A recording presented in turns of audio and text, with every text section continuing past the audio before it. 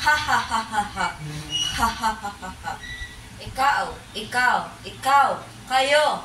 Ba't di kayo sumasabay sa aking pagtawa? Baliw ba kayo? Ha? Ha ha ha ha ha. Ha ha ha ha ha. Hu hu hu hu hu.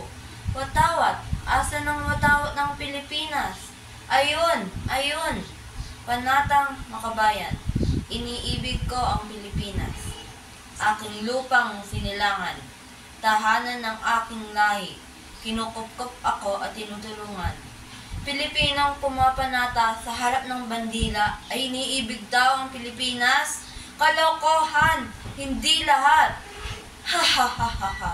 Tumingin ka nga sa iyong paligid, unti-unting sinisira ang Pilipinas.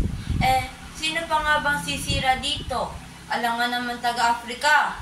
Mga Pilipino, dahil sa mga mali nating ginawa, unti-unti sinisira ang ating bansa.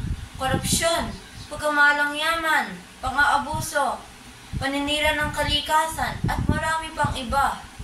Ang mga kabundukan na pinagkukuhanan ng ating mga pangangailangan ay nakalbo na. Kalbo. Ha ha ha ha ha. Seryoso, hindi niyo ba naisip sa mga mali nating ginawa ay unti-unti sinisira ang Pilipinas? Iniibig? Yan, ha ha ha ha ha. Yan ba ang tawag sa paninira? Ha? Ha ha ha ha ha. Tulong. Nanghingi ako ng tulong. Ngunit binaliwala lang ako. Tulong. Ang inay ko, naghihingalo. Tulungan niyo po ako. Wala pong kasalanan ang nanay ko. Ngunit, kahit kapwa ko Pilipino'y binaliwala at hindi ako tinulungan. Inay, o aking mahal na ina, namatay. Dahil sa mga baluktot niyong pamamahala at ni konting awa ay hindi niyo naibigay. Maging malakas, masipag at marangal. Dahil mahal ko ang Pilipinas, diringin ko ang payo ng aking mga magulang. Susundin ko ang payo ng paaralan. Tutuparin ko ang tungkulin ng isang mamamayan makabayan. Inak, bumili ka nga ng asin? Ayoko. Nagpe-Facebook pa ako Iba na lang po. Sige na anak, kasi nagluluto pa ako.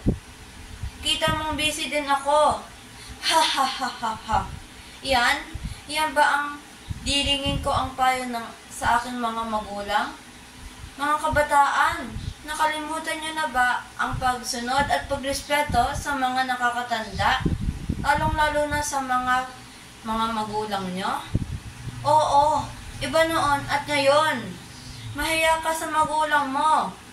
Nakalimutan niyo na ba na naghirap sila sa pagtatrabaho para lang maipakain, ipaaral, at mabigay ang lahat ng luho mo? Tapos, giginyanin mo lang sila? Mahiya ka. Yan ba ang pagmamahal mo sa Pilipinas?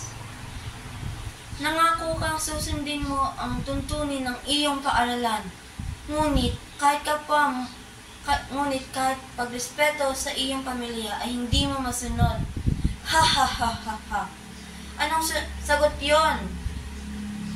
Nasaan ang pagrespeto doon? Nasaan ang po at opo na karaniwang ginagamit ng mga Pilipino? Biglang nawala. Dahil ba nagbagong henerasyon? Dapat ba ang magbagong katangian?